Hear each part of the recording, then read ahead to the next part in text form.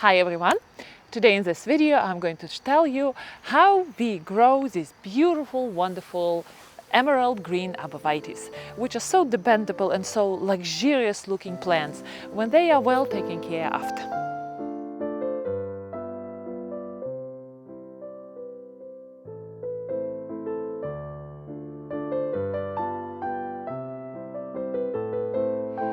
Arborvitaes are actually trees. Very often they are considered to be shrubs, but they are actually trees, and they can grow very tall, or they can grow to a very useful height of 10-15 feet, which is an excellent height for medium or small size gardens. And these arborvitaes are Emerald Green Arborvitaes. They are hardy to zone 2 all the way to up to zone 8. We are gardening in zone 7, and I must say that arborvitaes are struggling just a teeny bit in our area with all the humidity. We live in coastal Connecticut, so in this area here they do need a little bit of extra care, not to be neglected. In colder climates where they live much better, they are almost carefree things. But here in our area, zone 7, they just need a little bit of help to look so wonderful as they look here. Look at them. I just love to pet them in the morning because they are such a wonderful wave of greens, like luxurious, shiny things. Soil requirements for our arborvitaes. Arborvitaes are not really picky about soils. They're very adaptable, but they prefer neutral soil, and they prefer very well-drained soil as majority of plants. And since we have very sandy soil here, it's a coastal area, for us the problem is to retain water, not to lose water. So here the soil is good for arborvitaes. They don't like to have their roots waterlogged. So what I do in spring, I give them natural, well-balanced fertilizer. I used to do fish emulsion to them, but fish emulsion is very stinky, so I'm not using it anymore, not to scandalize our neighbors. What I do, I put several shovels of well-decomposed cow manure here, and that conditions the soil for these arborvitaes. Now, the ideal sun requirement is full sun. Ideal. Here, I ask my arborvitaes to be in partial shade.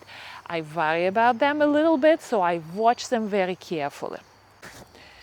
Right now, it's the end of September, and I make sure that I water my arborvitaes very well going into winter, because they do need hydration.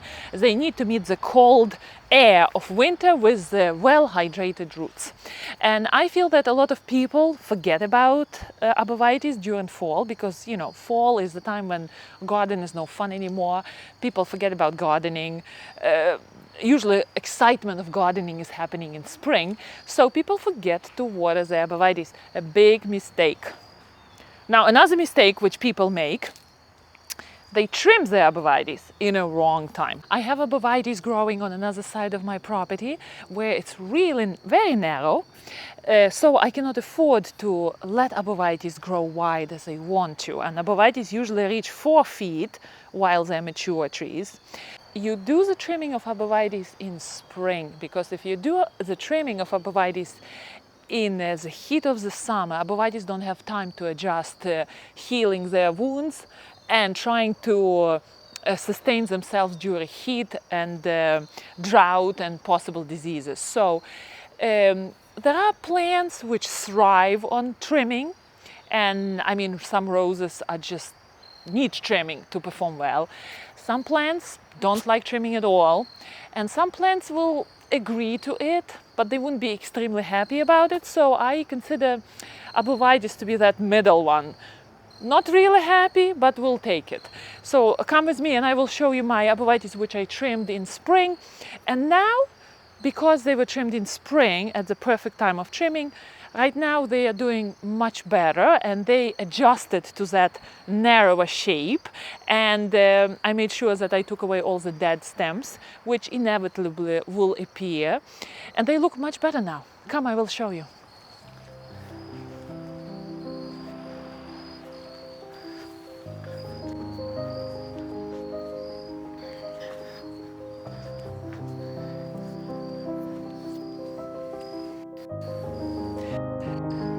look at these arborvitaes. You see, they are trimmed.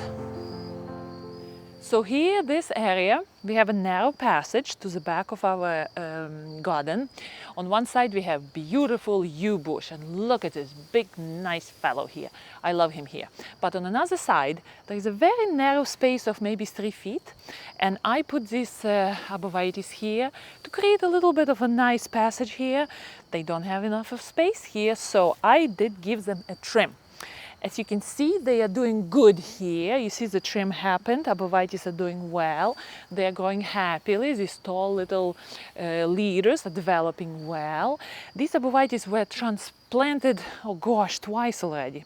They poor little guys, they suffered, but finally they found their beautiful place where they will thrive, because this is a very sunny location. And again, arborvitaes love sun. So don't make a mistake and put your arborvitaes in shade. The growers of arborvitaes tell us that arborvitaes are quite drought tolerant. Not true during the first year of arborvitaes.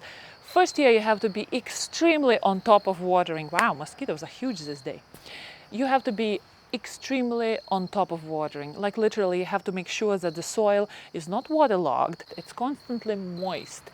The soil cannot dry out. Arborvitaes during the first year of planting cannot tolerate drought. And I'm telling you from experience, I killed several of them. So when you bring arborvitaes into your garden, arborvitaes are not the plants where you can plant them and forget them because they are drought tolerant. No. So that's one biggest mistake. Eventually, when they establish themselves, they will be drought tolerant. But the first year, very important to stay on top. Now, a lot of people ask me, how quickly do arborvitaes grow? Depends on variety, but this particular arborvitae, Arborvitae Emerald Green, at the beginning, once they establish themselves and once they have good sun, they grow very fast.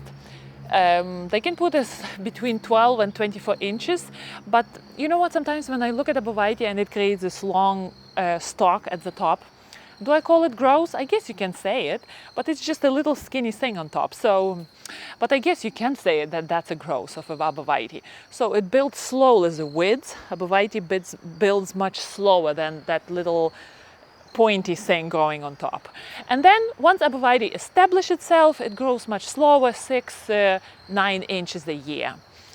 Again, it's a great privacy hedge. Just make sure you don't go into a mistake of planting it too close. I see so often arborvitaes being planted like 1 foot, 1.5 feet apart, and they struggle because they compete with each other for sun, for nutrients in the soil, for water. So they don't receive a lot of nutrients, and they struggle. And I see so many arborvitaes are dying out because of that. In my garden, arborvitaes are happy and they add a lot of charm to the garden. They have a lot of this beautiful, happy green. The color of arborvitaes is, I like it. It's a nice yellowish green, and plus it's an evergreen tree in our gardens. So happy gardening, and I will see you next time.